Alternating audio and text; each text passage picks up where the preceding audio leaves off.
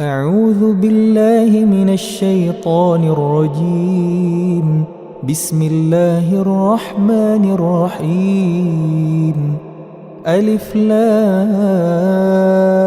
را، تلك آيات الكتاب الحكيم.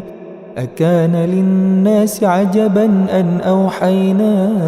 إلى رجل منهم أن أنذر الناس وبشر الذين آمنوا أن لهم قدم صدق عند ربهم. قال الكافرون إن هذا لساحر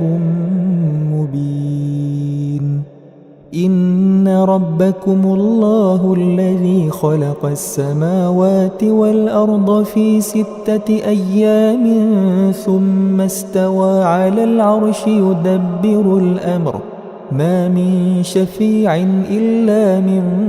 بعد إذنه.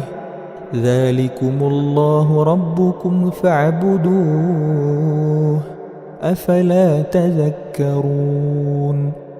إليه مرجعكم جميعا، وعد الله حقا،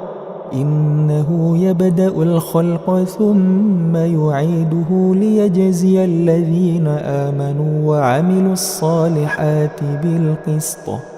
والذين كفروا لهم شراب من حميم وعذاب أليم بما كانوا يكفرون. هو الذي جعل الشمس ضياء والقمر نورا وقدره منازل لتعلموا عدد السنين والحساب. ما خلق الله ذلك إلا بالحق، يفصل الآيات لقوم يعلمون.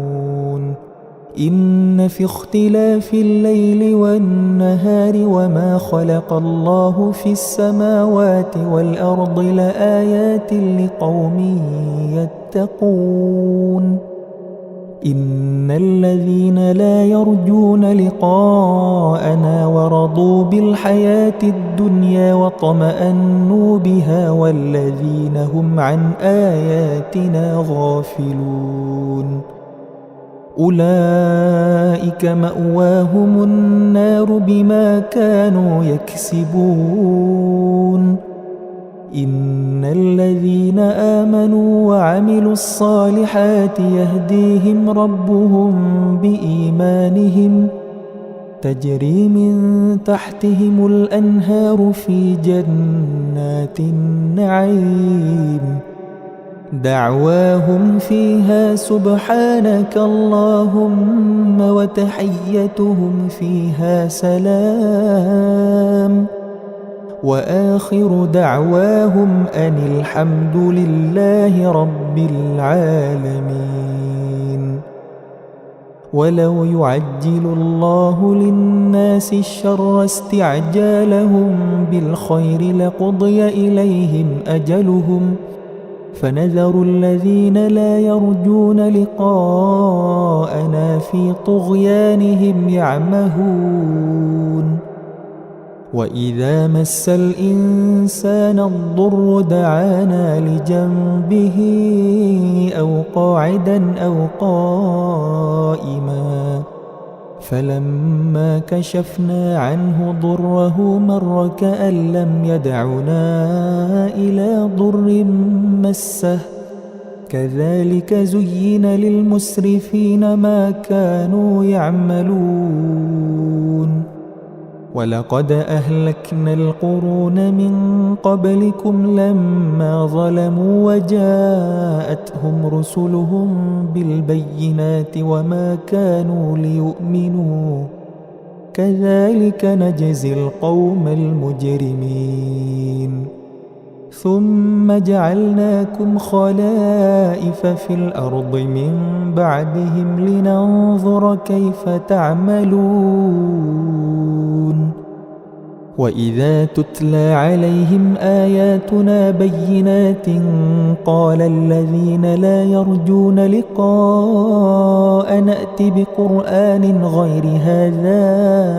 أو بدله قل ما يكون لي أن أبدله من تلقاء نفسي إن أتبع إلا ما يوحى إلي إني أخاف إن عصيت ربي عذاب يوم عظيم قل لو شاء الله ما تلوته عليكم ولا أدراكم به فقد لبثت فيكم عمرا من قبله أفلا تعقلون فمن أظلم ممن افترى على الله كذبا أو كذب بآياته إنه لا يفلح المجرمون ويعبدون من دون الله ما لا يضرهم ولا ينفعهم ويقولون هؤلاء شفعاؤنا عند الله قل أتنبئون الله بما لا يعلم في السماوات ولا في الأرض سبحانه وتعالى عما يشركون وما كان الناس إلا أمة واحدة فاختلفوا ولولا كلمة سبقت من ربك لقضي بينهم فيما فيه يختلفون ويقولون لولا أنزل عليه آية من ربه فقل إنما الغيب لله فانتظروا إني معكم من المنتظرين وإذا أذقنا الناس رحمة من بعد ضراء مستهم إذا لهم مكر في آياتنا قل الله أسرع مكرا إن رسلنا يكتبون ما تمكرون هو الذي يسيركم في البر والبحر حتى إذا كنتم في الفلك وجرين بهم بريح طيبة وفرحوا بها جاءتها ريح عاصف وجاءهم الموج من كل مكان وظنوا أنهم أحيط بهم دعوا الله مخلصين له الدين لئن أنجيتنا من هذه لنكونن من الشاكرين فلما أنجاهم إذا هم يبغون في الأرض بغير الحق يا أيها الناس إنما بغيكم على أنفسكم متاع الحياة الدنيا ثم إلينا مرجعكم فننبئكم بما كنتم تعملون إنما مثل الحياة الدنيا كماء أنزلناه من السماء فاختلط به نبات الأرض مما يأكل الناس والأنعام حتى إذا أخذت الأرض زخرفها وزينت وظن أهلها أنهم قادرون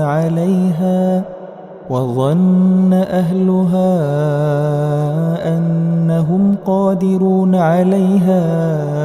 أتاها أمرنا ليلا أو نهارا فجعلناها حصيدا كأن لم تغن بالأمس كذلك نفصل الآيات لقوم يتفكرون والله يدعو إلى دار السلام ويهدي من يشاء إلى صراط مستقيم للذين أحسنوا الحسنى وزيادة ولا يرهق وجوههم قتر ولا ذلة أولئك أصحاب الجنة هم فيها خالدون والذين كسبوا السيئات جزاء سيئة بمثلها وترهقهم ذلة ما لهم من الله من عاصم كأنما أغشيت وجوههم قطعا من الليل مظلما أولئك أصحاب النار هم فيها خالدون ويوم نحشرهم جميعا ثم نقول للذين أشركوا مكانكم أنتم وشركاؤكم فزيلنا بينهم وقال شركاؤهم ما كنتم إيانا تعبدون فكفى بالله شهيدا بيننا وبينكم إن كنا عن عبادتكم لغافلين هنالك تبلو كل نفس ما أسلفت وردوا إلى الله مولاهم الحق وضل عنهم ما كانوا يفترون قل من يرزقكم من السماء والأرض أم من يملك السمع والأبصار ومن يخرج الحي من الميت ويخرج الميت من الحي ومن يخرج الحي من الميت ويخرج الميت من الحي ومن يدبر الأمر فسيقولون الله فقل أفلا تتقون فذلكم الله ربكم الحق فماذا بعد الحق إلا الضلال فأنى تصرفون كذلك حقت كلمة ربك على الذين فسقوا أنهم لا يؤمنون قل هل من شركائكم من يبدأ الخلق ثم يعيده قل الله يبدأ الخلق ثم يعيده فأنى تؤفكون قل هل من شركائكم من يهدي إلى الحق قل الله يهدي للحق أفمن يهدي إلى الحق أحق أن يتبع أم من لا يهدي إلا أن يهدى فما لكم كيف تحكمون وما يتبع أكثرهم إلا ظنا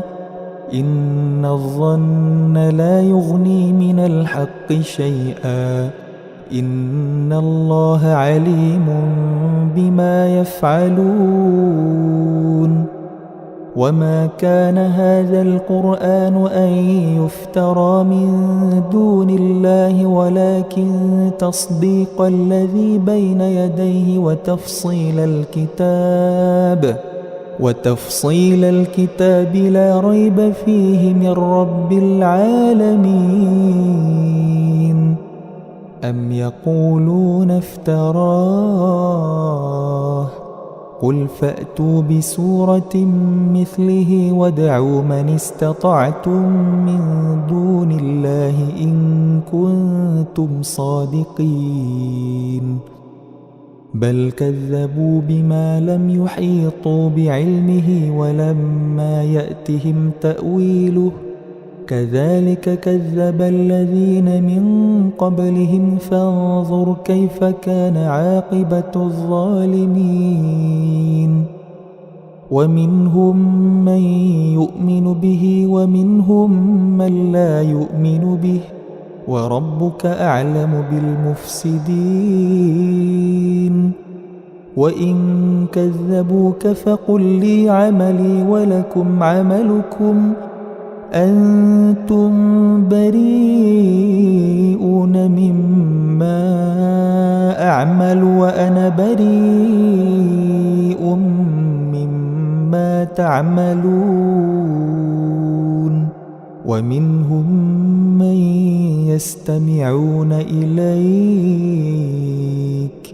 أفأنت تسمع الصم ولو كانوا لا يعقلون ومنهم من ينظر إليك أفأنت تهدي العمي ولو كانوا لا يبصرون إن الله لا يظلم الناس شيئا ولكن الناس أنفسهم يظلمون ويوم يحشرهم كأن لم يلبثوا إلا ساعة من النهار يتعارفون بينهم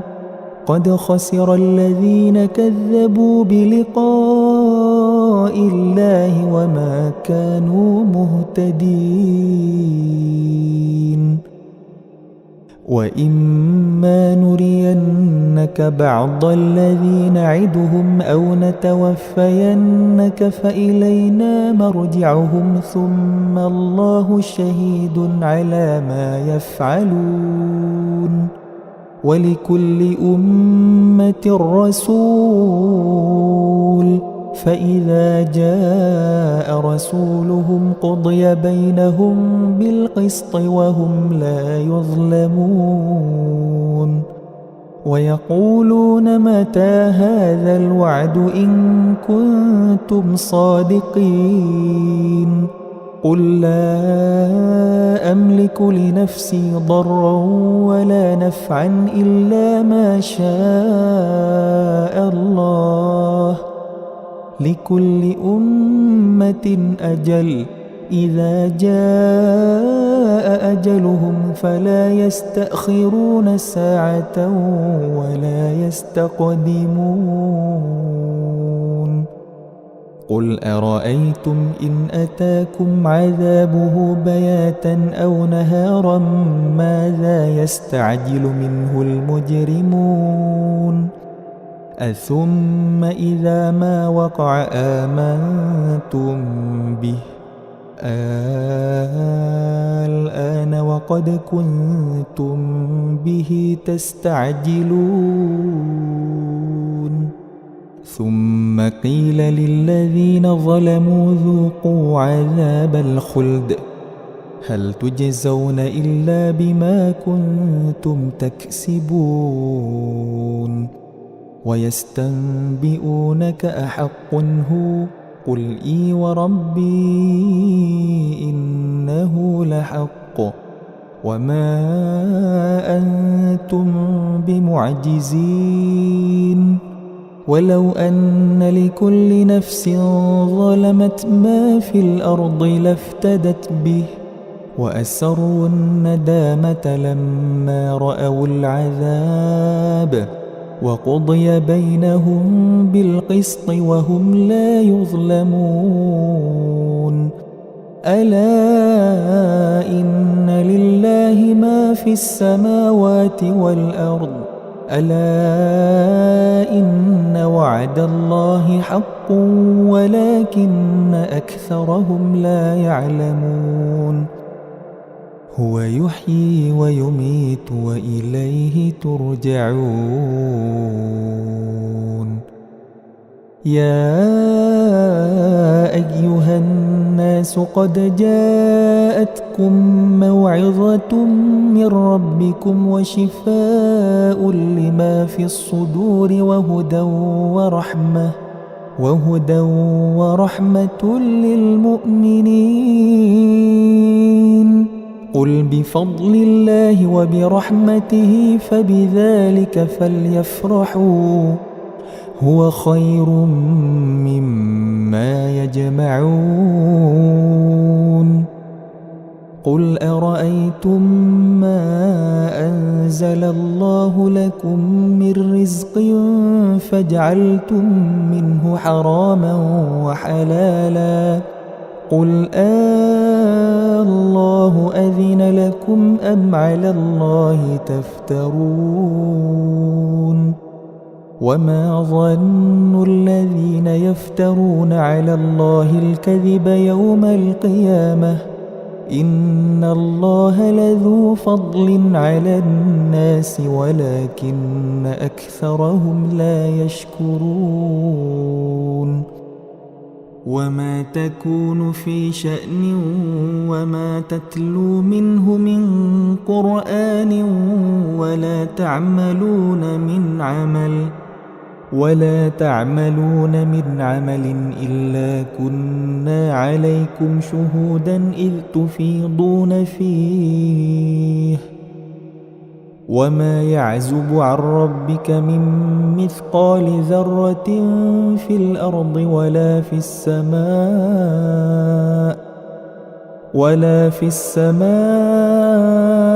ولا أصغر من ذلك ولا أكبر إلا في كتاب مبين. ألا إن أولياء الله لا خوف عليهم ولا هم يحزنون الذين آمنوا وكانوا يتقون لهم البشرى في الحياة الدنيا وفي الآخرة لا تبديل لكلمات الله ذلك هو الفوز العظيم. ولا يحزنك قولهم إن العزة لله جميعا هو السميع العليم. ألا إن لله من في السماوات ومن في الأرض وما يتبع الذين يدعون من دون الله شركاء إن يتبعون إلا الظن وإن هم إلا يخرصون. هو الذي جعل لكم الليل لتسكنوا فيه والنهار مبصرا إن في ذلك لآيات لقوم يسمعون. قالوا اتخذ الله ولدا سبحانه هو الغني له ما في السماوات وما في الأرض إن عندكم من سلطان بهذا أتقولون على الله ما لا تعلمون.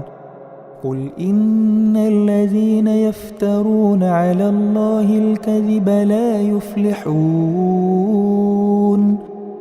متاع في الدنيا ثم إلينا مرجعهم ثم نذيقهم العذاب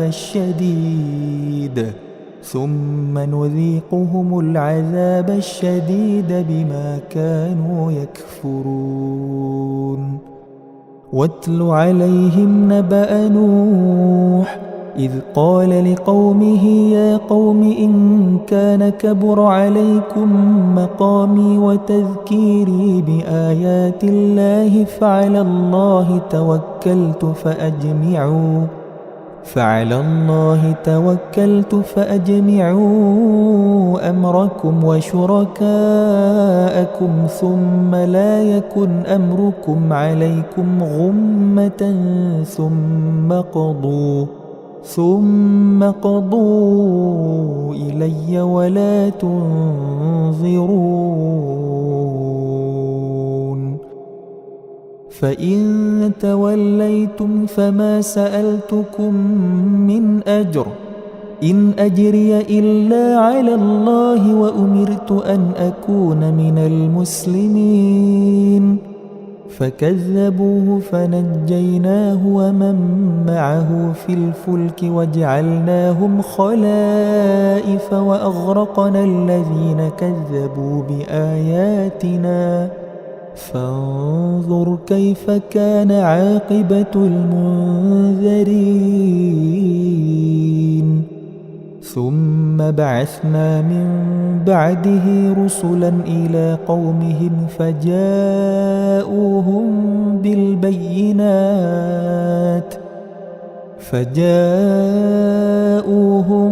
بالبينات فما كانوا ليؤمنوا بما كذبوا به من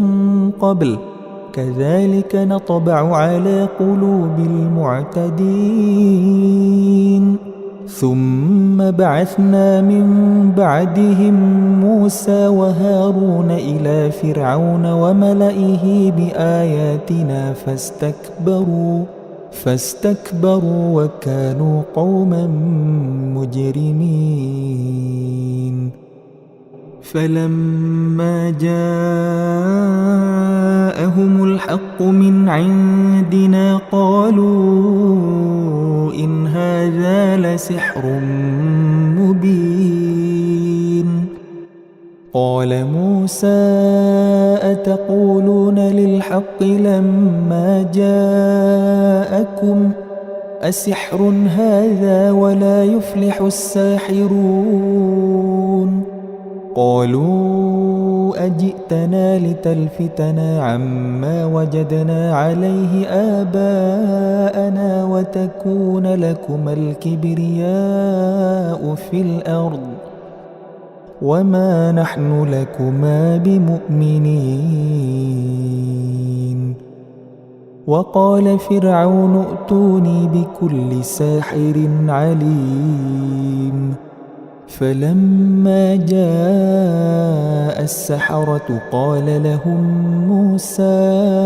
ألقوا ما أنتم ملقون فلما ألقوا قال موسى ما جئتم به السحر إن الله سيبطله إن الله لا يصلح عمل المفسدين ويحق الله الحق بكلماته ولو كره المجرمون فما آمن لموسى إلا ذرية من قومه على خوف من فرعون وملئهم أن يفتنهم وإن فرعون لعال في الأرض وإنه لمن المسرفين وقال موسى يا قوم إن كنتم آمنتم بالله فعليه توكلوا إن كنتم مسلمين فقالوا على الله توكلنا ربنا لا تجعلنا فتنة للقوم الظالمين ونجنا برحمتك من القوم الكافرين وأوحينا إلى موسى وأخيه أن تبوأ لقومكما بمصر بيوتا واجعلوا بيوتكم قبلة وأقيموا الصلاة وبشر المؤمنين وقال موسى ربنا إنك آتيت فرعون وملأه زينة وأموالا في الحياة الدنيا ربنا ليضلوا عن سبيلك ربنا اطمس على أموالهم واشدد على قلوبهم فلا يؤمنوا حتى يروا العذاب الأليم قال قد أجيبت دعوتكما فاستقيما ولا تتبعان سبيل الذين لا يعلمون وجاوزنا ببني إسرائيل البحر فأتبعهم فرعون وجنوده بغيا وعدوا حتى إذا أدركه الغرق قال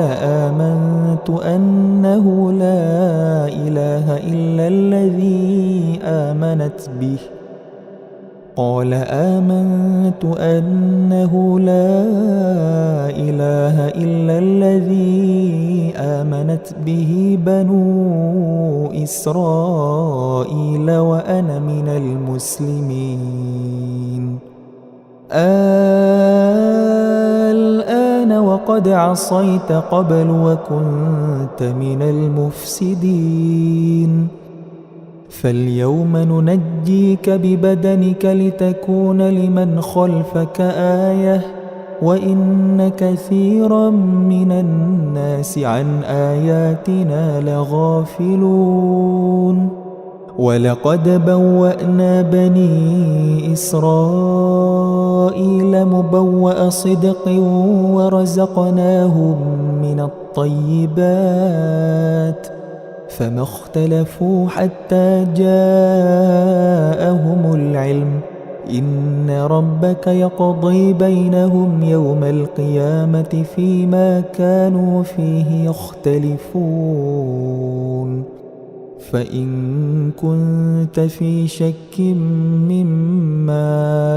أنزلنا إليك فاسأل الذين يقرؤون الكتاب من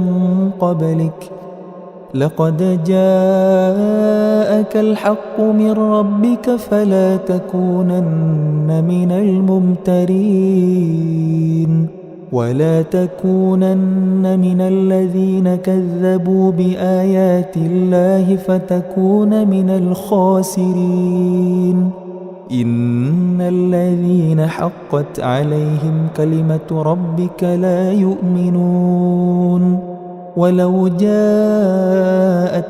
كل آية حتى يروا العذاب الأليم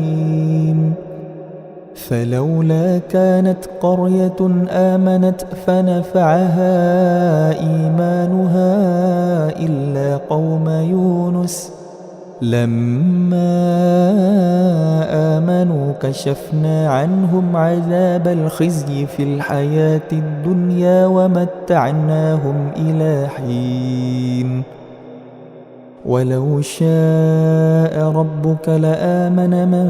في الأرض كلهم جميعا أفأنت تكره الناس حتى يكونوا مؤمنين وما كان لنفس أن تؤمن إلا بإذن الله ويجعل الرجس على الذين لا يعقلون قل انظروا ماذا في السماوات والأرض وما تغني الآيات والنذر عن قوم لا يؤمنون فهل ينتظرون إلا مثل أيام الذين خلوا من قبلهم قل فانتظروا إني معكم من المنتظرين ثم ننجي رسلنا والذين آمنوا كذلك حقا علينا ننجي المؤمنين قل يا أيها الناس إن كنتم في شك من ديني فلا أعبد الذين تعبدون من دون الله ولكن أعبد الله الذي يتوفاكم وأمرت أن أكون من المؤمنين وأن أقم وجهك للدين حنيفا ولا تكونن من المشركين ولا تدع من دون الله ما لا ينفعك ولا يضرك فإن فعلت فإنك إذا من الظالمين وإن يمسسك الله بضر فلا كاشف له إلا هو وإن يردك بخير فلا راد لفضله يصيب به من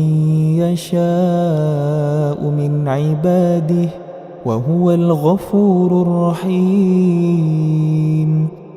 قل يا أيها الناس قد جاءكم الحق من ربكم فمن اهتدى فإنما يهتدي لنفسه ومن ضل فإنما يضل عليها وما أنا عليكم بوكيل واتبع ما يوحى إليك واصبر حتى يحكم الله وهو خير الحاكمين.